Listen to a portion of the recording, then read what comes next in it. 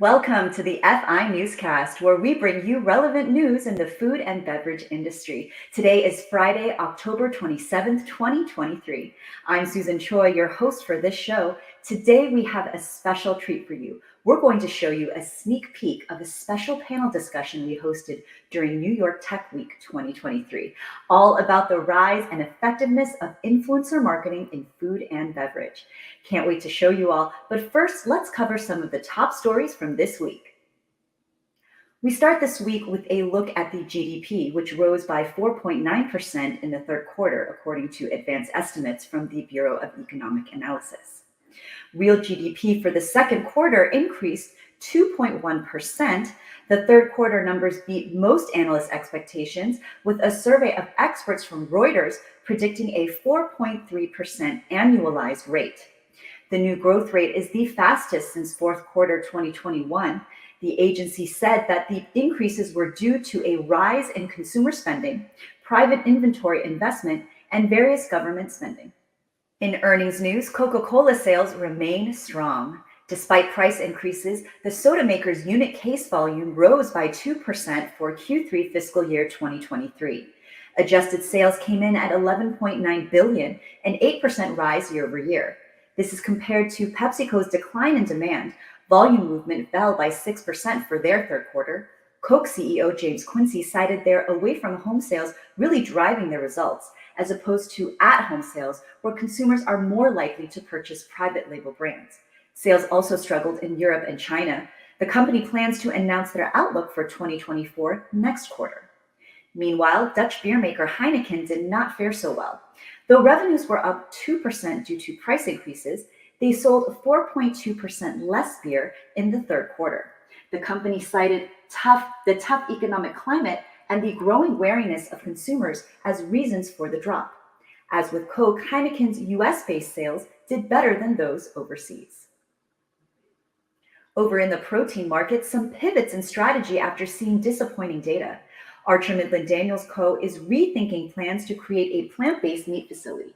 This comes after noting downward trends in sales for the sector. Circana recently reported a 21% decrease in plant-based meat sales for the year ending July 2023. It was only last year that ADM announced plans to invest $300 million to explore plant-based meat opportunities. But now the project is being, quote, rescoped to better match the expected lower demand environment, says CEO Juan Luciano. This is reminiscent of JBS's recent decision to shut down their own plant-based meat facilities 2 years after entering the market. Overall, the future of the entire protein space remains shaky. Smaller cattle supplies and rising expenses are shooting beef retail prices to record highs of $8 a pound. In the world of retail, major theft problems continue to affect businesses. Major retailers such as Target, Walmart, Whole Foods, Walgreens, and more are all closing locations and changing services to account for growing theft rates. Losses in 2022 totaled more than $112 billion. That's a 19% rise since 2021. And almost 70% of American retailers do not have organized crime prevention systems. So what can businesses do to fight this issue? You can find out more by checking out our focus article on this very topic at foodinstitute.com. And finally, over in restaurants comes the rise of a new trend, the food hall. The term describes a space that houses collections of small restaurants offering different cuisines, from African to Asian, all set in a luxury environment. Think food courts gone fancy. And Americans seem to be loving it. According to the Colicchio Consulting Group, there are more than 340 food halls currently open in the US, with plans to open 127 more within the next year. It speaks to what we and the Food Institute have noted of the rising consumer desire to try new foods and explore new flavors. This new type of venue will be a fun one to watch. And those are your top stories. Moving on to our next segment, influencer marketing. That's the business of companies partnering with big names in social media to promote products and services. We all know the game. There are more campaigns on Instagram and TikTok than ever before. And the finance reflects this. The influencer market value went from $1.7 billion in 2016 to a projected $21 billion this year. And that's on a global scale. So how can the food industry get in on this? How can they engage with the right influencers effectively? How can companies even find the right talent to create content that best speaks to their platform? The Food Institute recently co-hosted a panel discussion during New York Tech Week 2023 on this subject, featuring various experts, entrepreneurs, and influencers. Let's take a look at what they shared. This is a question for all the panelists here.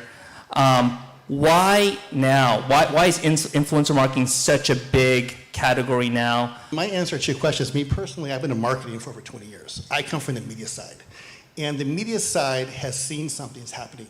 There's a shift in media dollars away from traditional media and into influencer marketing.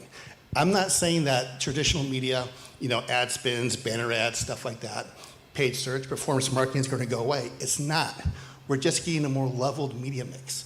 People are realizing the value of using a performance ad, of using, retargeting, of using CRM, and then also backing that up with the relationship and the impact that you can have with the influencer marketing.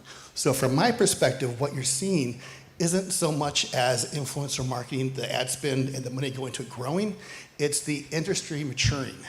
And it's the industry balancing out, and it's more channels opening up. And as it matures, companies are starting to leverage that and see the possibilities. I mean, I think like everything in today's world is being moved into the digital space.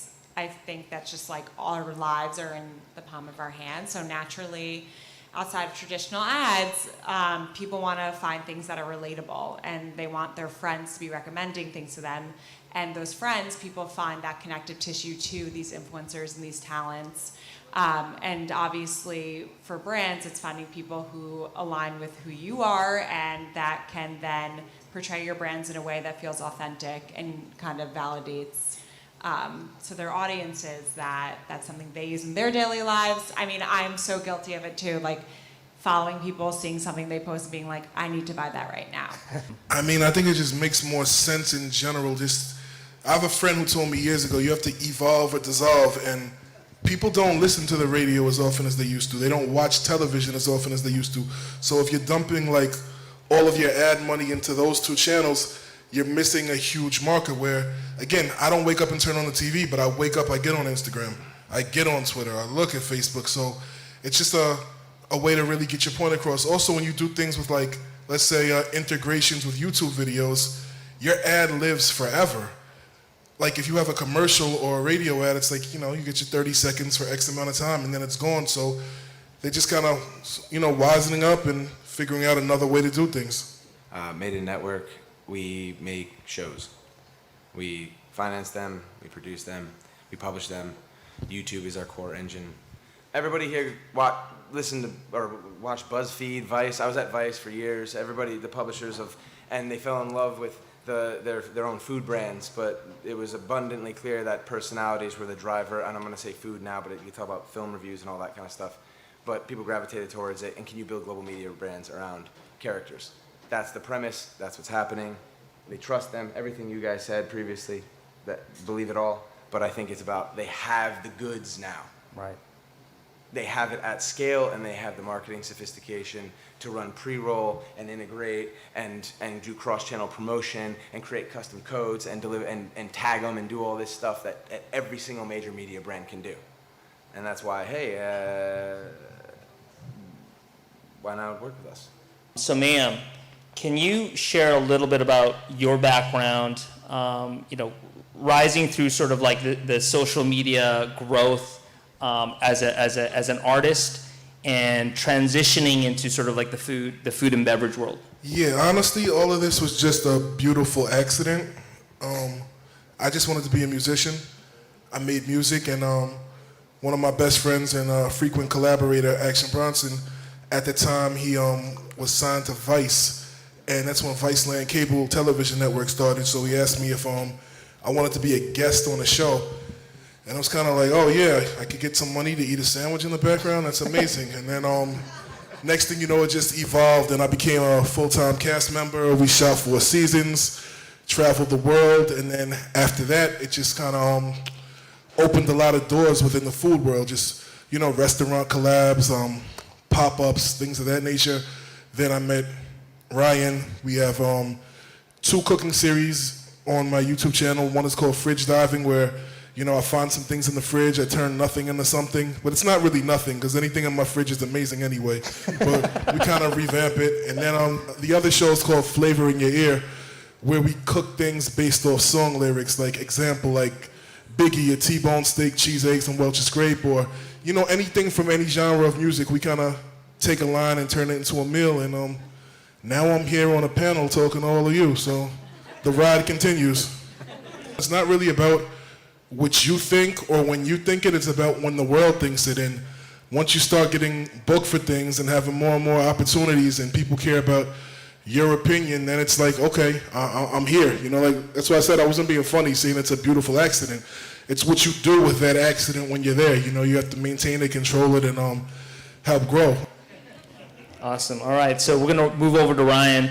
You work with many different types of influencers, right? So Meyhem, and you work with with Janelle. How do you spot this talent? How do you create the brand around the creator? Can you share a little bit about that process?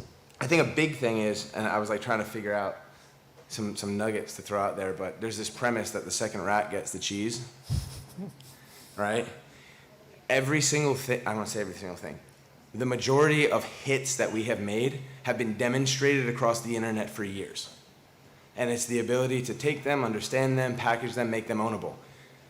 Hip-hop lyrics that reference food has been covered for 15 years.